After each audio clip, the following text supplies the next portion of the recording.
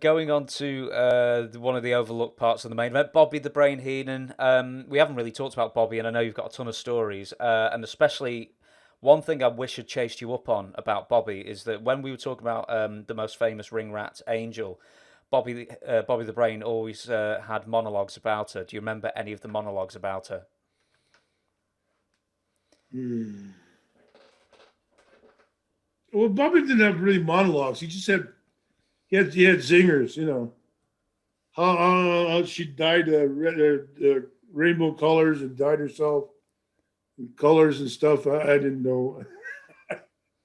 I never got a peek, but Oh, right then. she, yeah, she colored her pubis area, and just different thing. Different stories. And he talked and he talked to her, and dig her for material. She would write Arndorf's letters. She wanted to have other guys watch him and other. She was a character. Bobby, Bobby is, it was a source of comedy. He was there. He was all over it. He's quizzing her and getting stories and like Ray Stevens, if they're worth telling, they're worth enhancing. Did Bobby travel on the road with everybody, or was he just purely the big shows and the TVs and that was it? And did any managers go on the road? Half and half. Fuji, well, they were moving to managers at that point. Um, Gosh, I don't know if Bobby. I know he made a lot of shows. I know like he wasn't on a lot of shows. If there was an angle or something, the WWE never had run-ins like they have now. Every match, somebody runs in. But in those days, that was pretty much reserved for down south or Florida or those areas there. So WWE never had a lot of run-ins, and the managers didn't do a lot. Apart from Fuji and a couple. I'm sure probably must have tripped a couple of guys. Excuse me, tripped a couple of guys or distracted referees at times. But as far as actually causing, I don't know. I was always involved in a different area of the card. Hmm. If there's a good Bobby Heenan story that you have tucked away, this is the time to tell it. Do you have any good ones stashed away? Gosh, you hit me this. I don't. The dollar, the bill, the money in Buffalo. Nope, don't remember it. Okay. The boys used to stay at Howard Johnson in New Jersey, and that's where they had their hookups and everything.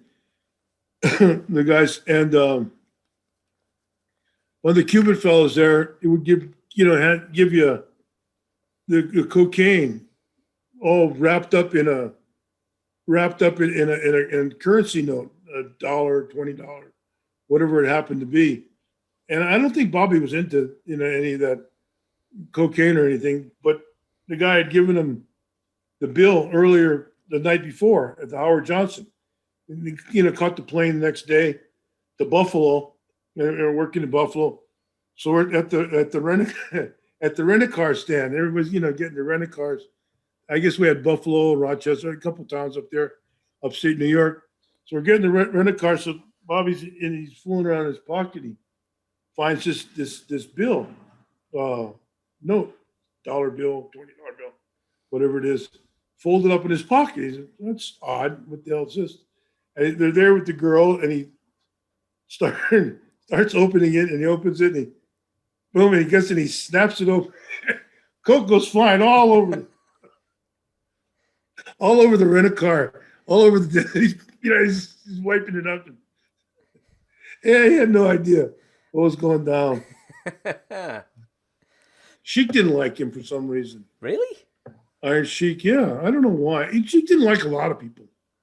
Sheik was, I guess, drunkest. I don't know. You can cut this if you want to use this or not. I don't know, but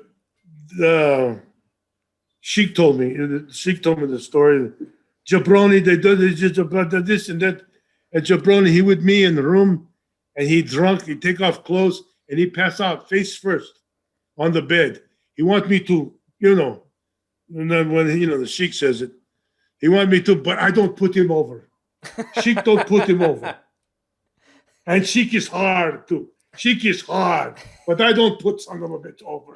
No. And Sheik is hard too. He's so I don't know. They were getting ready to honeymoon, or at least step out in the town. Bobby had no idea. Well, he not passed out. He just working. He waiting for Sheik. Oh my God. So there's a lot of stories you can't really tell. Can't really get into detail and podcasts with different lifestyles and different guys. The Sheik was a classic. We've got to do an Iron Sheik's full episode, and those stories have to be told. The ones where the statute of limitations have probably run out. Yeah, or are they just that bad? Most of the guys have passed away anyway. So you're in good shape. Yeah, but Sheiky's still kicking somehow. He's still going.